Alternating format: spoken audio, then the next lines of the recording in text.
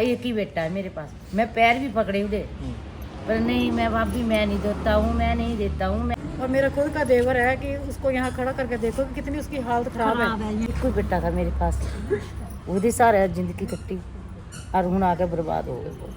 नशा यही मिलता है, गाँव में ही मिलता है। बहुत परेशानी है दारू की वजह से, बहुत बच्चे बर्बाद हो गए।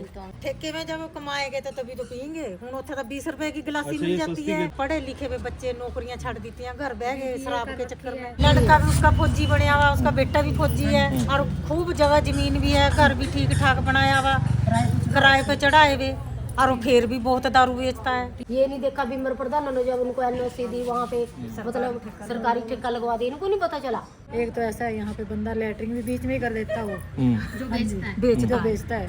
ऐसे कम बना कमबना बस खाना नहीं खाना, कुछ नहीं खाना। मेरा बेटा खुद पीता है, बहुत पीता है, रात दिन दारू पीते हैं। ये समस्या पर्टिकुलर आपने मुख्यमंत्री के सामने रखी? बिल्कुल रखी है। क्या रिस्पांस मिला? क्या मैंने बताया आपको, एक्साइज टीम यहाँ पर आ चुकी है। कल को ये सरकारी लगा दिया, इनको नहीं पता चला। ये सरकारी यहाँ पे लगा दिया, बच्चे पढ़ते हैं। यहाँ से लेकर चल जाती है, लेकिन उनको पुलिस थाने से बाहर ही उनको छोड़ दिया जाता है। पैर भी पकड़े भी भाई मेरे लड़के ने दारू न दे। माननीय मुख्यमंत्री जी के समक्ष ये बात रखूं तो मैंने रखी है उनके समक्ष, बल्कि हर्षवर्धन जी भी वहाँ पर उस टाइम। रात नो भी अद्धा जिधर दौरा पैंदा ना एकदम से उठ के बैठ दे, हाय राम कैसे होना है। पांवटा साहिब जो 2 राज्यों की सीमाओं से 3 राज्यों की सीमाओं से लगता है, यहाँ पर कई प्रकार के आपराधिक मामले भी होते हैं और इसके अलावा अवैध खनन हो, नशे को लेकर बहुत संवेदनशील है, क्योंकि मैंने कहा 3 राज्यों की सीमाओं से लगता है।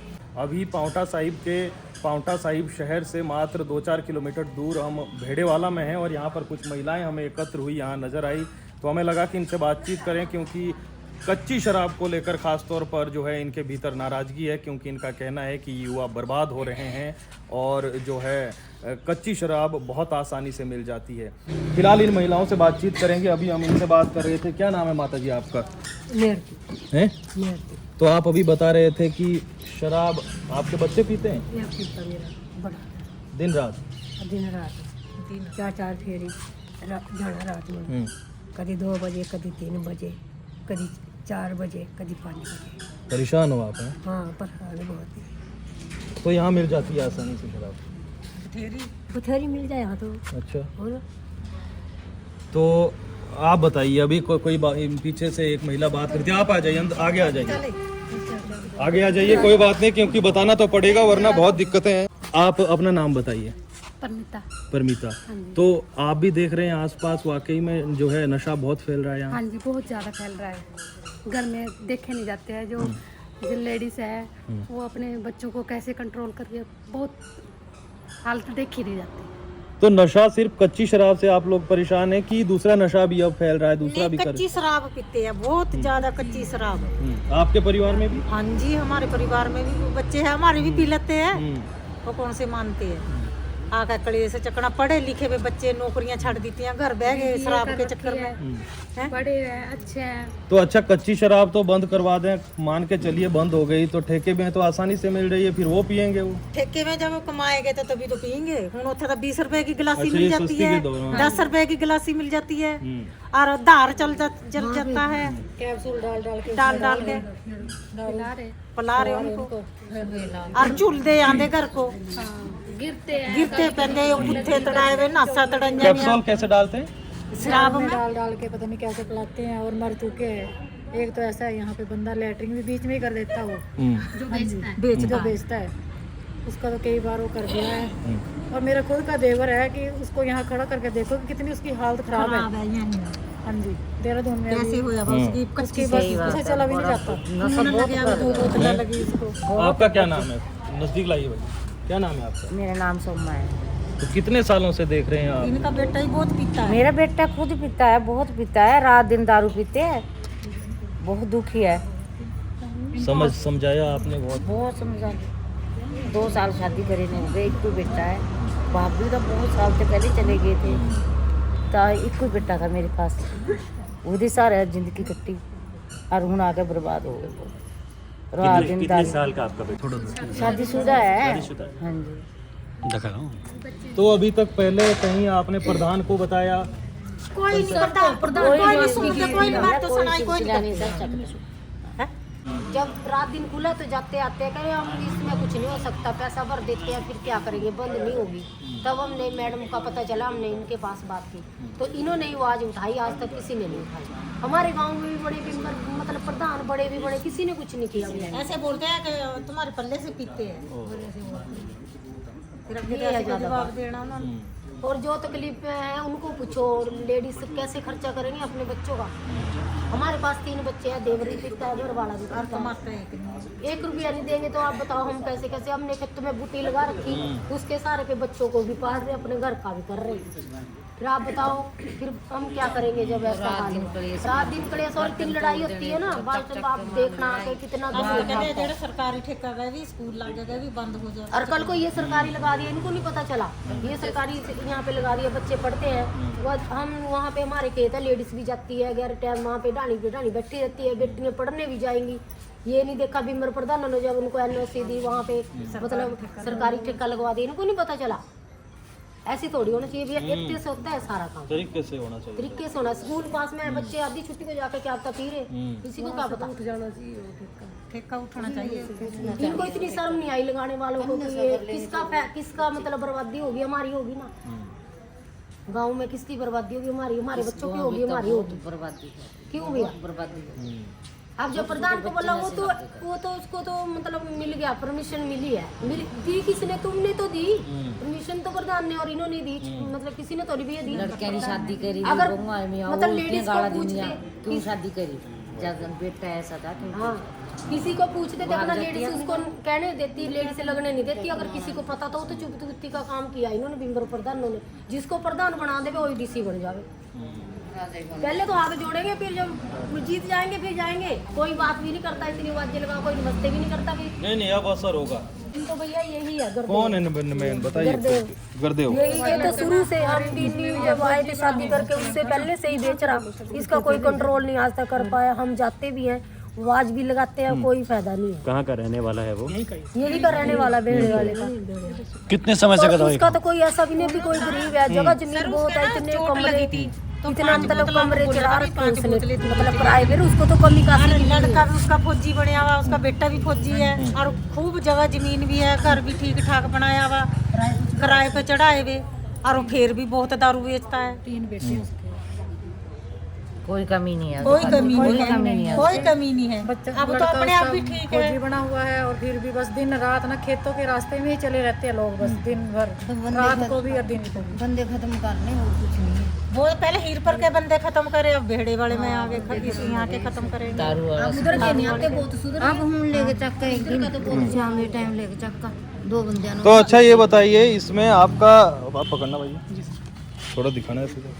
तो इसमें जैसे आप आज एकत्र हुई है, तो कोई पुरुष भी साथ देता है इस मुहिम में कि नहीं दे रहा है कोई? हाँ दे रहे हैं। पुरुष तो हमारे साथ क्योंकि पुरुष तो 2-3 नजर आ रहे हैं आपके घर परिवार में। सब दे रहे, हम बुलाए नहीं, जो आप बुला लेते ना बहुत आ जाती है, बहुत आ जाती है। हमने सोचा लेडीज जेंट्स भी हमारे साथ तैयार है। चलो हमें उम्मीद है, क्योंकि महिला शक्ति बहुत शक्ति रखती है। अब इतनी महिलाएं भी आप SHO के पास, DSP के साहब या मैडम को आपने बताया, तो हमारी सुनाई भी से नहीं करी मैडम ने, अच्छा किसी ने नहीं करी। आज तक किसी ने सुनाई नहीं करी। हम प्रधान के पास भी गए थे, बड़े प्रधान के पास, जब हमने एप्लीकेशन लगाई ना, जरा बेचदा ना, उधर घर भी गई मैं, हाथ भी जोड़े, पैर भी पकड़े भी भाई मेरे लड़के ਨੂੰ दारू ना दे, तू देनी है तो शाम के टाइम ਨੂੰ दे दो। अगर जेडी तू 3 बजे 4 बजे दारू खाली पेट पी रहे तो खत्म हो जाने। मेरा तो कोई गाह परिवार भी नहीं है जब बनया हुआ। हाँ एक ही बेटा है मेरे पास। मैं पैर भी पकड़े उधे, पर नहीं मैं भाभी मैं नहीं देता हूँ, मैं नहीं देता हूँ, मैं नहीं देता हूँ है। तो ये हैरानी की बात है कि इतने सालों से पांवटा के नजदीक इस गांव में इतनी शराब बिक रही है। बहुत दारू, कच्ची दारू तो बहुत भी क्या कर दी है, और सुनाई नहीं साडी करी, किसी ने सुनाई नहीं करी। प्रधान भी बना चुके हैं सीधा सब। ढाणियां बैठी इस टाइम लंगड़े गुरदेव का, इस टाइम जाकर देखो ढाणियां बैठी भीड़। हाँ भीड़ इतनी हो रही ना, मेले से भी ज्यादा भीड़ हो रही है। 1.5 गिलास और भूखे थे आए हो, खाना भी नहीं खाते आके, खाना भी नहीं खाते। हाँ चाय बदल भी होगी, पानी बदल भी, रोटी बदल भी होगी, ऐसे काम थे। और शराबी का क्या भरोसा, वो तो फिर उसके बाद तो पागल है हो गया। पागल है। ऐसे कम बनाओ कम बना बस खाना नहीं खाना, कुछ नहीं खाना, क्या करना? तो एक माँ को कितना दुख होता होगा बच्चे को देखकर इस हालत में। क्या करना सर, बड़ा बुरा मुश्किल है। रात में भी अद्धा जिधर दौरा पैंदा ना एकदम से उठ के बैठ दे, हाय राम कैसे होना है, कैसे होना।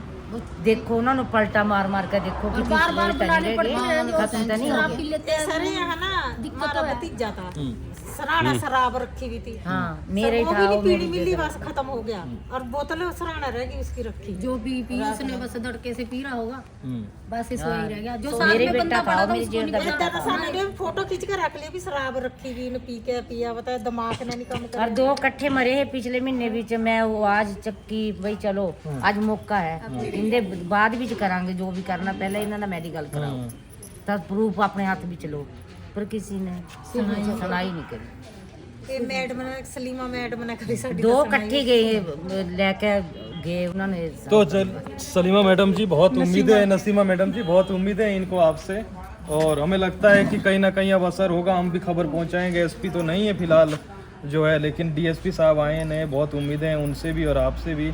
तो यही कहेंगे अंत में कि वाकई में इन महिलाओं के दर्द को समझना होगा। नेता आते हैं जाते हैं और वोट मांगकर चले जाते हैं, लेकिन कायदे से तो ये है कि प्रधान के पास भी इतनी ताकत है, वो गांव का प्रधानमंत्री है, अगर वो चाहे तो हो सकता है, लेकिन हो सकता है फिर तो बताइए अब इससे ज़्यादा क्या होगा। इन्होंने नहीं सुना, मैडम ने। मैडम को दिखाओ, मैडम से बात कराओ, इधर लाओ। मैडम ने हमारी सुनाई क्या आप थोड़ा परिचय दें अपना, क्योंकि हमने तो राजनीति में भी आपको देखा है, कई मंचों पर देखा है।